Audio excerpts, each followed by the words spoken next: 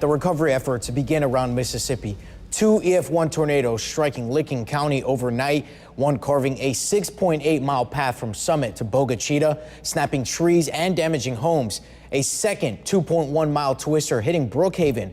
Officials say additional damage surveys will continue tomorrow. 16 WAPT's Ross Adams spoke to the emergency management director this morning.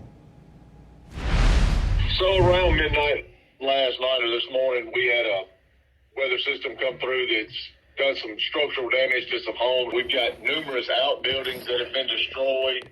Still have a lot of people in the Bogue Chitto area and surrounding areas that are without power due to trees and power lines down.